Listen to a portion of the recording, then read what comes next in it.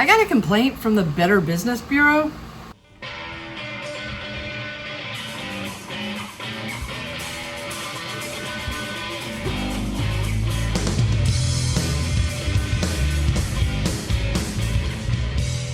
Hey y'all, thanks for tuning back into Chickanic. I hope everybody's having a great week. Today is a special day for me. It's my birthday.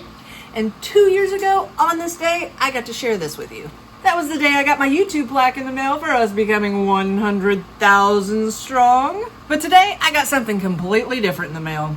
A complaint from the Better Business Bureau.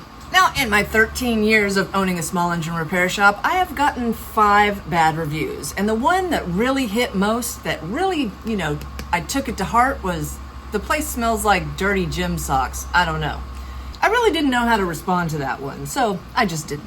But the other 4, there was always their side and my side. There was the guy that came in needing a 30-year-old MTD spindle with no model number and just his old spindle, and he got mad at me because it took 10 whole business days to get the correct spindle.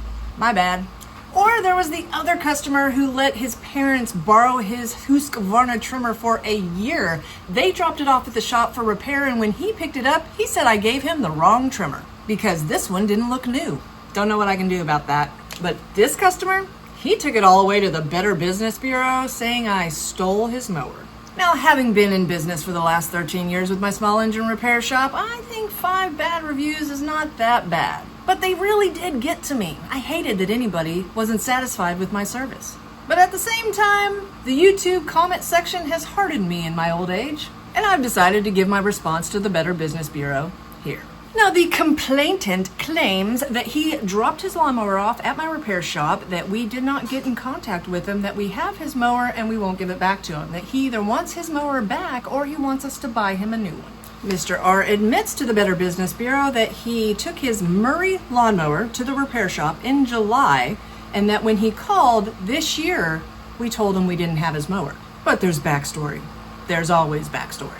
In June of 2023, Mr. R dropped his lawnmower off with us. 2 days later, we got to it, diagnosed that his Hyper Tough mower, not a Murray, had 0 oil in it, like it had never had any in it at all, and was completely locked up. The machine needed a new engine. We weren't going to do it because the engine cost more than the mower itself. So we called and left a voicemail 2 days after he dropped it off, telling him he could pick it up. His diagnosing fee was $16.97. We realized in August that he still hadn't picked his mower up or called us back. So we gave him another call. At that time, there was no voicemail we could leave, and we didn't get in touch with anybody. Now, we're closing our shop down in September. We ended up staying till almost December, working there every single day, pulling all the stock out. And through that time, we called Mr. R twice more. Both times, it was a disconnected phone number. So if you've been following along on my channel, you know we had hundreds of units left at our shop that people didn't want to repair or pick up. So what happened to a bunch of them? Half of them went to scrap. Half of them got torn apart and turned into other mowers. Some of them we did bring here just in case the customer wanted. But Mr. R decides to call when the grass starts growing in April of 2024, and he wants to know where's his mower. Now, we had a phone number on our website. He could have got a hold of us if he was looking for it all winter long, when he thought we were storing his mower for him. Now, the thing is, I had a big sign up at the shop, and it said, if you did not come pick your equipment up after 30 days of us contacting you to pick it up, there's $1 a day storage fee. So if Mr. R wants to pay that $16.97 diagnosing fee and the $280 storage fee, I'll go buy him another $247 Hyper Tough push mower. But really, you admitted that you didn't have a working phone number, so really, your equipment was abandoned at my shop, and I just don't really feel like I'm responsible for it anymore. Especially after you left it for 10 months. So I guess that makes 6 bad reviews. Let's move on. I wanted to show you all something that happened to me this week. I want you to notice my Gulu GT4000 sitting on my bench. You saw it sitting there in my last video. You saw it in the video before that where I was jumping the riding lawnmower. What happens when you take your jump starter out of your car? This week, we broke down on the side of the road. Battery wouldn't start. Had no indication it was going bad. Now, I did call roadside service, and the coolest thing was the person that showed up was Donna, one of my favorite customers, and she didn't even charge me, which was cool. And I told her, hey, I'm gonna come pick your mower up and fix it for free. So we got her mower in the shop right now. And then we took a trip down to O'Reilly's to get a new battery. So can we just talk about how batteries suck anymore? This one is from 2021 and is already gone bad. Our truck batteries for our diesel truck, we bought them in 2021. They've already gone bad. The original battery in this was from 2013 to 2021. I mean, and now this one, 3 years. This is Carson. He's helping us with the battery. Gonna give it a little test. All right. It's a bad battery. Time for a new one. That's one of y'all. And did you know O'Reilly's will give you a free battery installation with the purchase of a $220 battery? Sweet.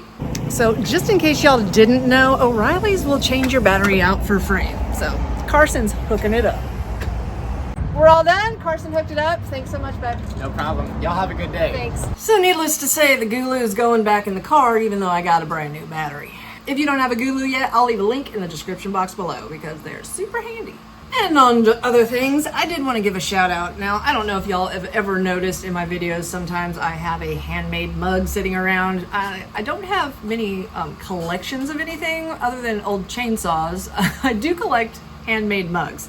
And I found a lady who's local, she lives about an hour away, who makes the most beautiful pottery. I mean, she doesn't just do mugs. She has egg separators and spoon holders and bowls. But I wanted to give her a special shout out. I ordered this from her this week. She shipped it in one day, and I think this thing is beautiful. I can't just, oh, that thing is so awesome.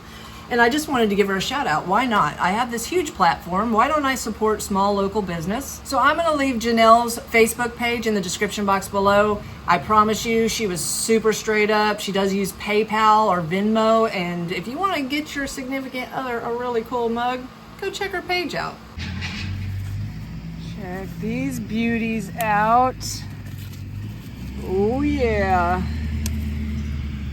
So guys, sorry I didn't have a repair video for you today on my birthday, but I'm doing a lot of gardening, chickens, and pool time today. I will get back to regular scheduled programming in a couple days. Also, I just thought about it. I have my gardening hat. I wear it usually every time that I go into the garden, and I'm trying to collect pins on it, and I want like cool old pins. I don't want anything new, and I know everybody has one in a miscellaneous drawer somewhere around their house. So if you feel like it and you have some random pins in a miscellaneous drawer somewhere, I'm gonna leave my PO box address in the description box below, and it would be so cool if I could add one of your pins to my hat.